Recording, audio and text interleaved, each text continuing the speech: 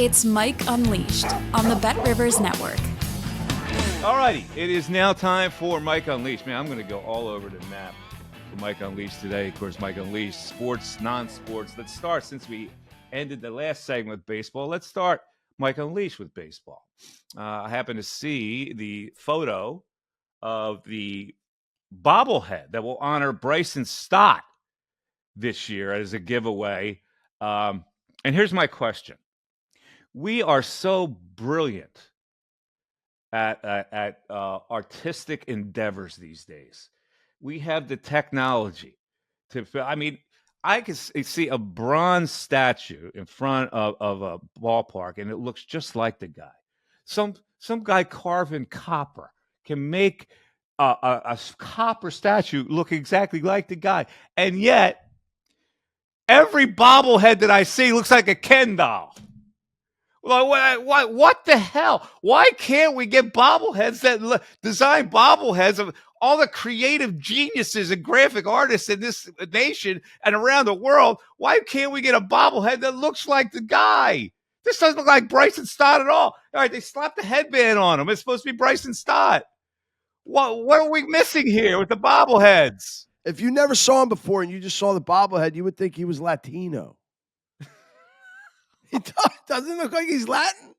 It's the worst bobblehead out of all of them. No bobblehead that I've ever seen looks like the person. Can we get close? Why can't like some Italian brought over on a steamship carve a bronze statue that looks exactly like Hank Aaron, but we can't get a bobblehead that looks like Bryson Stott?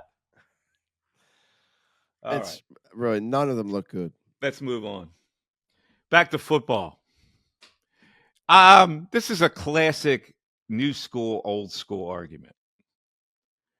The fumble near the goal line that goes out of the end zone or goes beyond the pylon and exits the end zone to the left side of the end zone. It happened in a game which made the Buffalo Bills actually have a chance. Buffalo Bills benefited by that fumble by Kansas City near the goal line. I don't understand the rule. I just do not understand the logic of the rule that the offensive team who has had the acumen to move the ball close to the goal line as possible gets punished because a fumble goes out of the end zone. It doesn't make any sense to punish the team that gets the ball close to the goal line. And people go, the old school people, because I put that out on a tweet. The old school people go, yeah, it's a great rule because you should hold on to the football. It's ridiculous because if you fumble the ball at the 50-yard line, it goes out of bounds. What happens? Does the other team get the ball? No, they don't get the ball. You can keep possession. Now, if you want to make that more important that you fumble near the goal line, give the team, let them keep possession, penalize them 10 yards or 15 yards, whatever. But it doesn't make any sense to reward the other team that really didn't make a great defensive play because they allow that team to get close to the goal line anyway. Why should they be rewarded because a guy fumbled the ball out of bounds? It just doesn't make any sense to me. Does it make any sense to you, Darren? No, I would penalize 15 yards at least or bump him back to the 20. If you're inside the 5, bump him back to the 25-yard line. But, yeah, let him keep the ball. That's not the worst egregious rule that needs to be changed. Hold on to the ball. I go, okay, well, the guy didn't hold on to the ball, and he fumbled at the 48. What do you say to that? Well, I never thought about that. Well, yeah, think about it. All right. Speaking of football, I'm watching the Fox pregame show, halftime. Can somebody explain this to me? Please. I will take every explanation. You can email me, mike@mikemiss.com. Why on earth is there a need to put Rob Gronkowski on television? What is the compelling reason that cement head who talks like a runaway train that has no coherent thoughts whatsoever is on the postgame show? Can you explain that to me? Like you don't have enough people that annoy me on that broadcast, like Jimmy Johnson, Michael Strahan, Howie Long bothers me to no end. Bradshaw I kind of like. Why do you need Gronkowski on there? Why? Tell me. Talk. It's for some reason Fox, of all the pregame shows, seems to have this need for comic relief. I mean, they're all the guys on there, they're all buddy all the time. It was just kind of annoying me. I like Howie a little bit. I don't like the others, but I hate Howie. Before Long it was Rob Riggle, Mike. You hated Rob why Riggle do you too. like Howie? He's about as smug as you can get. There is nothing enjoyable about watching Howie Long. Well, because 90% of what he says is just X's and O's and football related, whereas the other guys like to clown around a lot. His X and O's don't even make. I don't understand anybody on that panel. I really don't. I don't understand anybody on any panel. I don't understand. I'm watching NBC. Boomer Esiason rolls out a mob suit. It was a ridiculous. It's a terrible look. Did your wife say, "You wearing that?" Did you see that mob suit he had on? I did not. I may have. I don't remember it. I'm telling you. They just like comedy on Fox. They had Rob Riggle on all the time before, and he was brutal. Yeah, he's not on anymore, fortunately. All right. Also, during the broadcast, of course, the Detroit Lions are playing. Just like in Philadelphia, you got to have the obligatory cheesesteak shot. You got the obligatory Detroit pizza shot. And here's my assessment. I've had Detroit pizza. I've had Chicago pizza. Detroit pizza and Chicago pizza are ass. Okay? I know there's a lot of people that swear by in their hometowns. That's not pizza. It's deep dish. It's deep dish lasagna is what it is. It's not pizza. There is one style of pizza, and it's New York style. All right? Don't give me this Detroit thickness with butter all around the crust and or get it Chicago where you have to eat it with a knife and fork. That's not pizza. Can we agree to that? Yeah, I totally. Chicago's not even close to being pizza. I've had there's a friend of mine that has a pizza shop that does a decent Detroit pizza in Jersey, but there's the Detroit pizza place. New York right is the best. I don't get it. I don't understand it. I don't get it. So, like, how have you bastardized pizza, which started in New York and came across the country to the point where people in Detroit had to make it a different way, or people in Chicago had to make it? I don't get it. Why would you break away from what pizza is supposed to be? I only order. You go to Italy, they're not serving that kind of pizza in Italy.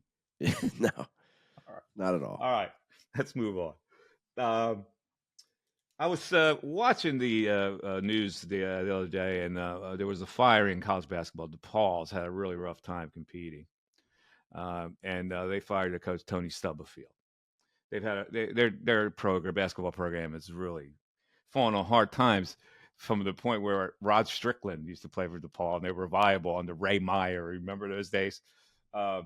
Anyway, the head coach, the assistant, took over. The assistant coach at DePaul is Matt Brady. Matt Brady is a Pennsylvania guy, who has kicked around coaching and was a really good player for, I believe, Siena, and then became an assistant at St. Joseph's. Well, I was kind of in my early radio days, but I had covered college basketball, and he was an assistant under Phil Martelli. They used to have Midnight Madness at St. Joe's, and they invited a crew of us to play against the coaching staff of St. Joe's on St. Joe's Midnight Madness. It was myself, Neil Hartman, and Jody McDonald formed a 3-on-3 game, a half-court game, against Matt Brady, who was a really good player, Jeffrey Arnold, an assistant at St. Joe's, who was a really good player, and John Griffin, who was the head coach, who in his day was a really good player and still was competitive as hell. They brought us on to try to humiliate us in front of a hometown crowd. Guess who won the game? In the upset of the century, myself, Neil Hartman, and Jody McDonald shook up the world in front of the St. Joe Midnight Madness crowd to defeat them. And here's how we defeated them. First of all, I was making shots like galore. Jody Mac feeding you dimes. McNabb was getting rebound, and Neil Hartman was like a vacuum cleaner, getting every rebound, kicking it out, and I was firing, bang. So they call a timeout.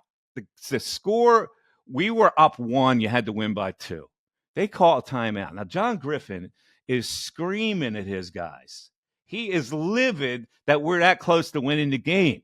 So he puts Jeffrey Arnold on me. Now, Jeffrey Arnold's a really good player. So I go, there's no way that I can take Jeffrey Arnold to the basket here. So I got the ball. I get the ball. I'm 22 feet away. Jeffrey Arnold is playing me to drive. He doesn't think I'm going to shoot that long of a jump shot. I go, I got one chance here. I fire it. Bang! To win the game and shake up the world in front of the St. Joe Midnight Madness crowd. That's great. They carry off. It was one of the great victories of all time. And John Griffin never forgot it. Oh, he was awesome. Snarly about it. All right. Last thing on Mike Unleashed for today. I took a bad beat last night. I'm watching the Sixers game. I go, this looks like first quarter, this looks like a blowout. Embiid's having his way. This looks like a 25-point game to me. I go on my BetRivers app, live betting in game. BetRivers has the Sixers minus 10.5. I go, I'm jumping on that. I jump on the minus 10.5. Now the Sixers are leading by about 14 comfortably into the last minute. I'm going, okay. They're up now by 11. And here comes the Sixers. They got their scrubs in. This Ricky Council Jr., for some reason, decides to take a shot when he could have dribbled out the clock. He takes a shot, misses, and I'm going, this is not happening. San Antonio gets the rebound. They push it up court. A guy gets an uncontested layup for the Sixers to only win by 10. That, my friends, is a bad beat. Oh, I would not have been able to go to sleep.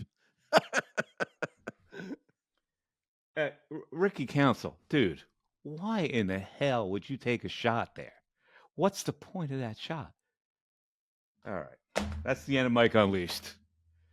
I guess we got to close it down. Did we forget anything today?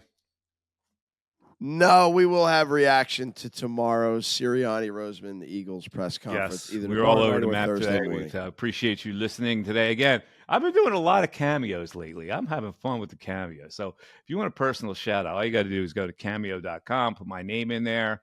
There'll be a price, whatever the price fluctuates. But I give you my heart when I give you a shout out. And a lot of people have asked me birthdays, weddings, engagements, any kind of the ceremony you're going through. I'll be glad to give you a cameo shout out. Also, you can email me, mike@mikemiss.com. We put a lot of controversial things on the map today. So if you have any opinions, anti or pro, the opinions put out today, I'd love to hear it at mike@mikemiss.com. And, of course, you can check me out on Twitter at MikeMiss25. For producer Darren, I am Mike Missanelli. This is the BetRivers Mike Missanelli podcast. Thanks for listening, everybody. And we'll be back at you on Thursday. Take care. Bye.